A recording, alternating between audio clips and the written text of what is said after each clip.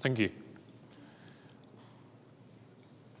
My name is Richard Cheesman from ISG. ISG, for those of you who don't know, we are the market leader in forecasting and maximising revenue from seating in stadia and arena and enhancing the spectator experience as we do so.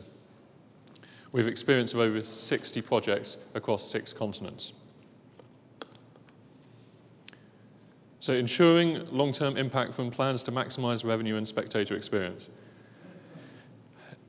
It's a long presentation title, and we've heard a lot today about planning for the long term. So I'm going to talk a little bit about how we go about doing that. So let's take the presentation title backwards. The best spectator experience, and I'll touch later on exactly what I mean by that, and it means something different in different places. But the best spectator experience will deliver the maximum revenue from a venue. Giving people what they want means they will pay for it. And that will ensure a long-term beneficial impact from your event, from your stadium. And so in simple terms, to create the legacy today, you need to consider what your venue will be used for over the long term and what people will want from it. So I'm now going to take those 3 main points and talk very briefly about each one of them. What do we mean by the best spectator experience? There is no best experience guide you can buy on Amazon. Every market is different. Every team is different. And every fan is different. So what we aim to do is to create your best experience, to understand who your market are, what they are going to watch, and how they want to enjoy it. But it's not just as simple as that, because at each venue, there are numerous different people who are going to come to your stadium. There are VIPs. There are companies who are looking for hospitality. There are high net worth individuals who are seeking a better experience than a traditional fan would. There are families, traditionally underlooked in stadiums, but actually is becoming more and more important around the world. And, of course, the ordinary fans, the fans who make the noise, both on the stadium and away from the stadium. You've got to keep these people happy. Each of these groups, they want a different experience, and they'll be willing to pay different amounts for that experience, just like they do when they get on an aeroplane and they turn left or they turn right. The key is to understand in advance how many of each groups will come, what they want, how much they'll pay for it, and then design the stadium to meet these needs. It's an awful lot easier to rearrange the seats on a plane so you have more business class seats than it is to change the seating configuration and all the associated lounges and back of house at a stadium. So how should you set about doing this? Our approach is to understand the market through detailed market research. To give you an idea of what I mean by that, we recently did a project for a club in the UK where we got feedback from over 15,000 different stakeholders of the potential new stadium. And each one of those views was taken into account and fed into the architectural process of designing that stadium. We then used our expertise and worked with the stadium owners to create packages for each of those different types of people, using the information we've got from them, what they want, how they want to use it, and how they will pay for it. And this all feeds into a long-term business plan for a stadium. We work with the architects to ensure the design is right. We work with the stadium owner to make sure the content, and by content I mean what's on the pitch, whether it's football, concerts, other sport, it doesn't matter. It's what people want to come and see in the stadium, but to make sure that that is in place. You then have a business plan for your venue for the years to come. And this is all done before you even start to think about building your stadium. We have a specialist in-house research team who have worked on over 60 stadium projects across 6 continents. So we're used to doing this around the world in different countries, different continents, different sports, to get people the best experience for their market using the best expertise from around the world. I'm going to talk about a few venues I've been privileged to be involved with. And what I'm really highlighting here is the best experience means something different wherever you go. Certain questions are always important. How easy is it to get to the stadium? How safe and pampered do I feel? What are the catering options? What am I actually watching on the pitch? The answers are different depending where you are, but they're always important questions to ask.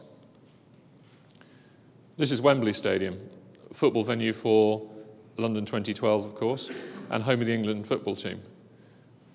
This was many groundbreaking things were done when Wembley Stadium was built, but I'll just talk about one of them. There was very limited parking availability at Wembley Stadium. But what our research found was that actually people didn't want to drive to Wembley. They wanted to get to the stadium quickly from central London, avoid the traffic, and mean they could have a beer and not worry about driving home. Hence, we put in place a deal with the rail company, which is to run trains directly from Marylebone Station in central London to the stadium for premium customers on a match day, and that takes 8 minutes. The Friends Arena. This is not an Olympic venue, but it is the new national stadium in Stockholm that's going to be opening next month, and England are playing the first football game there against Sweden at the start of November. The key here was, like many stadiums, getting the content right, working out what the people wanted to watch, and then putting in place the contracts with promoters, sporting teams, governing bodies to make sure that you had that for the long term so that you could justify the investment up front in the facility.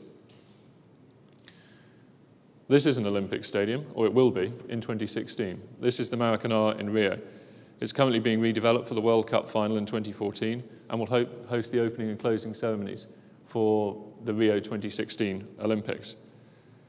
We did some research in Rio, and unlike many stadiums, 4 different teams play their matches there. Not all of their matches, but some of them play all of their matches and some of them play some of their matches there.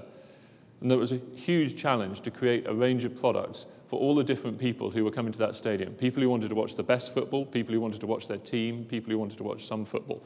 And putting in place a range of options for these people was a huge challenge, but research was fundamental in getting that right. I'll call this the North Greenwich Arena for the next 5 days at least, but most of you will know of it as the O2, location for the gymnastics and the basketball finals for London 2012. We were brought in to design a package for the premium sales there. The challenge there was too much content, unusual. They have 150 events a year there. It's one of the most successful venues ever opened. But the challenge was selling a premium product that people wanted to buy. So what we did was we created a more accessible package, a package where people could choose a very limited number of events and go to those, but most importantly, guaranteed them access to the biggest events. This is the Turk Telekom Arena in Istanbul, which, depending on what the vote goes next year, could be a football venue for the Olympics in 2020. It opened in 2011, replacing Galatasaray's famous old Ali Sami Yen Stadium.